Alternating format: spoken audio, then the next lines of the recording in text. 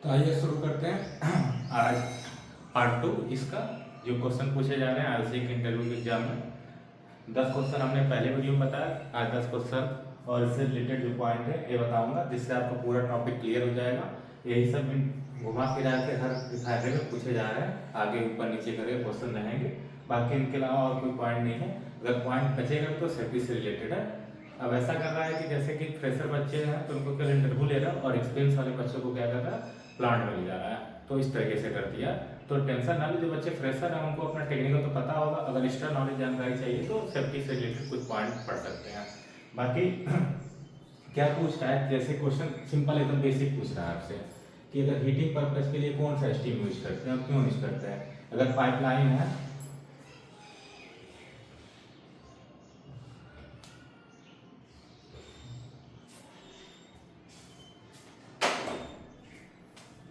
अगर ये पाइप है इससे वाटर जा रहा है, इधर से हम कौन सी स्टीम भेजें जिससे क्या हो जाए, अच्छे तरीके से इसकी हीटिंग हो जाए, वाटर क्या हो जाए, हॉट हो जाए।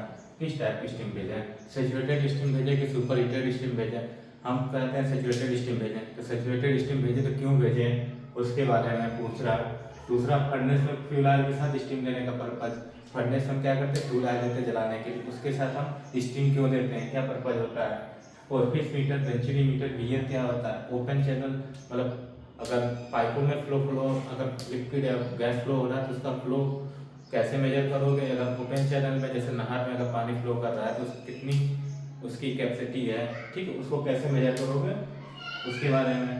पंप का चेंज ओवर, एसओपी के अनुसार पंप का चेंज ओवर क्या होता है।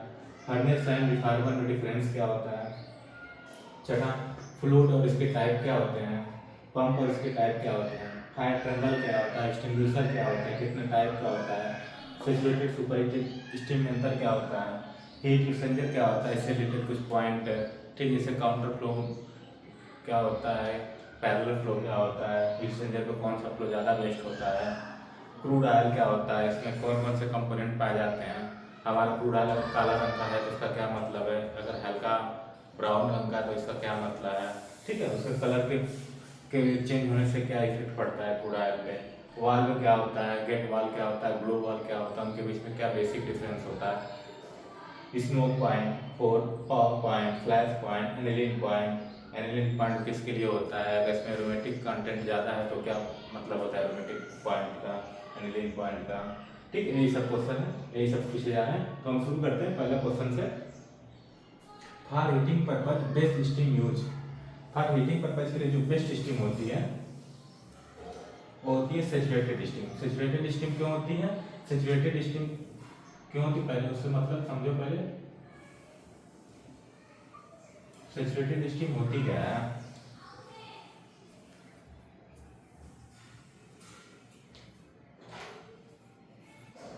सेचुरेटेड स्टीम का मतलब होता है वह स्टीम जिसका टेम्परेचर जो है सेचुरेशन टेम्परेचर पे होता है और इक्विलिब्रियम में होती है वाटर और स्टीम के साथ, या वेपर बोल सकते हैं। मतलब कि जैसे बॉयलर है,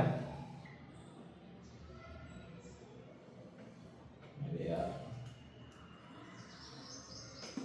कोई गाना नहीं चल रहा है। जैसे मान लो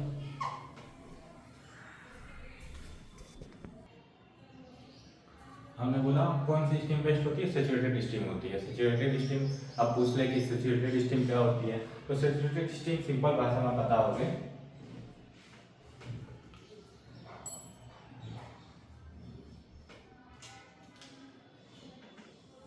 एक बॉयलर है,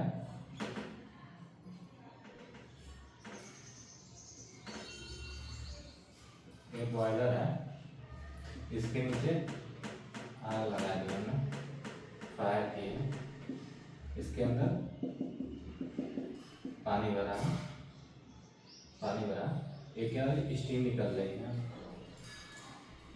ये क्या है, स्टीम। बॉयलर के टॉप से जो पेपर निकलती है उसको हम क्या बोलते हैं, जो स्टीम निकलती है उसको हम बोलते हैं सेचुरेटेड स्टीम। क्या बोलते हैं, बॉयलर के टॉप से जो स्टीम निकलती है इसको सेचुरेटेड स्टीम बोलते हैं। इसको सेचुरेटेड स्टीम क्यों बोलते हैं, क्योंकि ये जो वाटर वेपर में कन्वर्ट हो रहा है, जहाँ पे पानी का बॉइलिंग पॉइंट क्या होता है 100 डिग्री सेल्सियस। जब 100 डिग्री किस पे, 1 atm पे, एक एटमॉस्फेरिक प्रेशर पे पानी को 100 डिग्री तक गर्म करेंगे तो पानी क्या है वेपर में कन्वर्ट हो जाएगा। ठीक है, अगर वही वेपर हमारा हाई जिसके पास टेम्परेचर हो और प्रेशर हो तो उसी वेपर को हम स्टीम बोल देते हैं। ठीक है, तो इसलिए कंफ्यूज नहीं होने का। तो इसके ऊपर से जो निकलती है स्टीम, इसमें क्या होते हैं, वाटर के ड्रॉपलेट होते हैं। इस स्टीम के अंदर क्या है, वाटर के ड्रॉपलेट होते हैं। सैचुरेटेड स्टीम क्या होती है, कभी भी ड्राई नहीं होती है। ड्राई करने के बाद इसमें वाटर के लिक्विड फॉर्म जो है इसमें प्रेजेंट रहता है, कुछ ना कुछ पार्ट। जैसे 97% पूरी स्टीम रहेगी तो 3% इसमें वाटर रहेगा। ठीक है, लिक्विड फॉर्म में। अब बाकी 97% किस फॉर्म में रहेगा, वेपर के फॉर्म में रहेगा। इसलिए बोलते हैं बॉयलर के टॉप से जो स्टीम निकलती है उसको सैचुरेटेड स्टीम बोलते हैं। इसमें वाटर के ड्रॉपलेट होते हैं और ये इनका टेम्परेचर क्या होता है, सैचुरेशन टेम्परेचर पे होता है। सैचुरेशन टेम्परेचर मतलब वह टेम्परेचर जिस पे कोई भी चीज लिक्विड से वेपर फॉर्म में कन्वर्ट होती है उसको सैचुरेशन टेम्परेचर बोलते हैं। तो स्टीम किस पे होती है, सैचुरेशन टेम्परेचर होती है, टेम्परेचर पे होती है, जो बॉयलर के टॉप से निकलती है। इसमें वाटर ड्रॉपलेट होते हैं। ठीक है, सैचुरेटेड स्टीम की परिभाषा लोग हैं। और इसका यूज क्यों करते हैं, हीटिंग पर्पज के लिए। इसका क्यों यूज करते हैं, क्योंकि जब इसका क्या होता है, अपने सैचुरेशन टेम्परेचर पे होती है। जैसे ये 100 डिग्री है, जिसका इसका टेम्परेचर 99 होगा, जैसे इसका टेम्परेचर 99 होगा तुरंत क्या होगा, वेपर किस में कन्वर्ट हो जाएगा, लिक्विड में कन्वर्ट हो जाएगा। जब कोई अपना फेज चेंज करता है उस समय जो हीट रिलीज होती है वो बहुत ज्यादा होती है, उसको हम लेटेंट हीट बोलते हैं। टेक्निकल भाषा में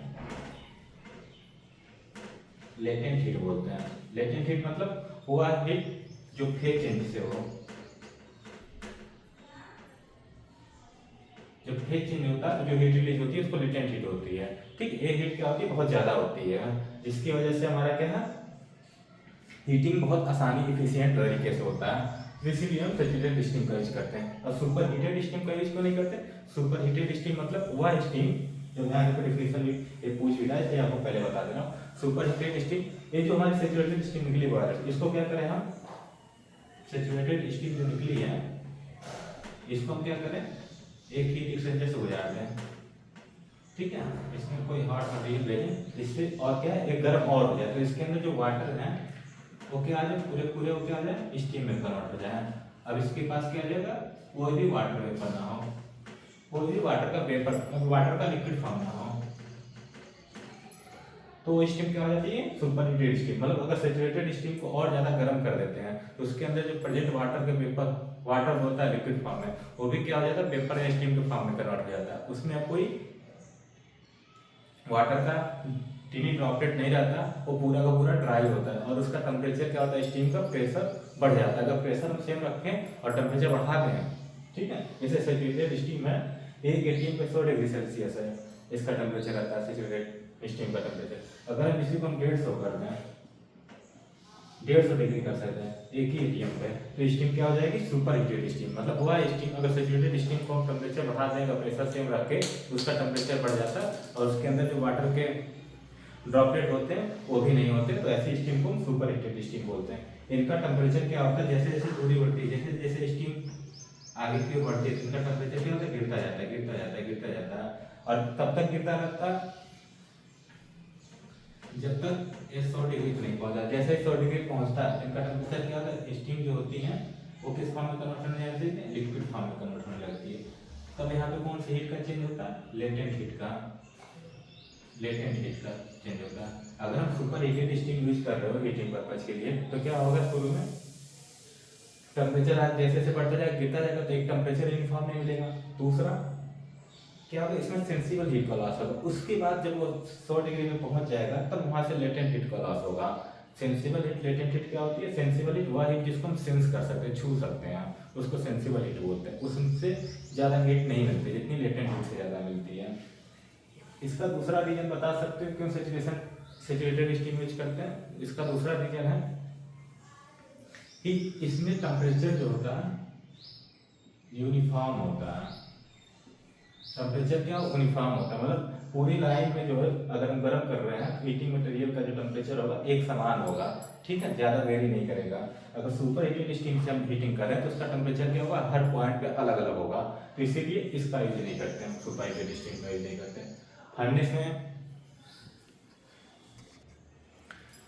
फर्नेस में फ्यूल ऑयल के साथ स्टीम देने का पर्पज क्या होता है।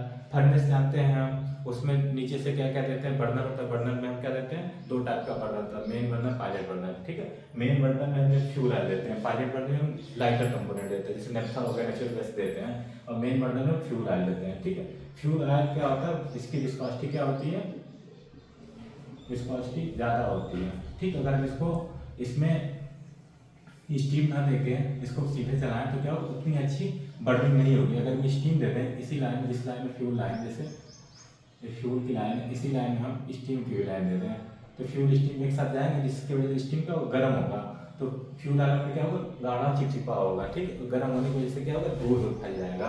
ठीक है, दूर दूर फैल जाएगा, जिससे क्या होगा, अगर नोजल के थ्रू से जब फ्यूल ऑयल निकलेगा तो ऐसे एकदम तो छोटे छोटे कण के रूप में निकलेगा, जिससे वजह से हम इसकी बर्निंग क्या होगी, अच्छी होगी। ठीक है, इफिशियंसी अच्छी होगी फर्नेस की, इसीलिए हम फ्यूल ऑयल में स्टीम देते हैं। स्टीम देने का पर्पज क्या होता है, फ्यूल का कंबसन अच्छे तरीके से हो, जिसको हम एटोमाइजर बोलते हैं। टेक्निकल भाषा में एटोमाइजर के लिए देते हैं, टेक्निकल भाषा में बोल सकते हैं फ्यूल ऑयल में स्टीम देने का पर्पज होता है एटोमाइजिंग करना। किसका एटोमाइजिंग करना, फ्यूल ऑयल का एटोमाइजिंग, मतलब फ्यूल ऑयल को छोटे छोटे एटम में तोड़ना। ठीक है, जिससे बर्निंग अच्छी हो। तीसरा, orifice meter, venturi meter, weir क्या होता है, ये तीनों क्या होते हैं, फ्लो रेट मेजर करते हैं। क्या मेजर करते हैं, ये तीनों क्या मेजर करते हैं, ये तीनों मेजर करते हैं फ्लो रेट। ठीक है, या फिर बोल सकते हो डिस्चार्ज। ठीक है, इसमें क्या मेजर करते हैं, डिस्चार्ज, मतलब कि पाइप से अगर इससे हम पानी आ रहा है तो 1 घंटे में कितना पानी इस बाल्टी में इकट्ठा हो रहा है। जैसे कि मान लो सिंपल तरीका समझो, यहाँ से टंकी है, अब इसमें पता नहीं है हमारा कितना पानी है। ठीक है, हमने कहा कि 1 बाल्टी लगाया, 1 बाल्टी में पानी पूरा नहीं भरा, 2 बाल्टी लगाया नहीं भरा, 3 बाल्टी लगाया तो पूरा टंकी खाली है, 3 बाल्टी बराबर पानी आ गया। ठीक है, अब हमने बोला 3 बाल्टी पानी है इस टंकी में, हमने क्या भैया मग का यूज किया, मग से नापा पानी को, हमने बोला 50 मग जो है, 50 मग बराबर टंकी में पानी है। अगर ऐसे किसी स्टोर में किसी पाइप से कितना माल बाहर जा रहा है उसको मेजर करना हो तो ये सब टेक्निक नहीं लगा सकते, वहाँ कोई ऐसी टेक्निक लगाओ जिससे कम टाइम में फ्लो रेट को पता कर सके। तो उन्हीं चीज़ों को लिए हम orifice meter, venturi meter, weir का यूज करते हैं। फ्लो रेट या डिस्चार्ज बताते हैं कि 1 घंटे में कितना माल बाहर की ओर आ रहा है, किसी भी प्रोसेस, किसी भी पाइपलाइन के थ्रू है, किसी टैंकी से खाली हो रहा है तो कितने तेजी से खाली होगा, कितने स्लो टाइम लगेगा, उसके बारे में बताता है। ओरिफिस वेंचुरी बीयर में अंतर क्या होता है, बीयर का जब बीयर बोलो या फिर नॉच बोलो, ये 2 टाइप का होता है। ठीक, इन दोनों का यूज हम करते हैं ओपन चैनल के लिए। किसके लिए करते हैं हम, ओपन चैनल के लिए। ओपन चैनल, ओपन चैनल का मतलब कि जैसे पाइप है, ये क्या है, चारों तरफ से क्लोज है, इधर से भी क्लोज है, इधर से भी क्लोज है, एक क्लोज चैनल होता है।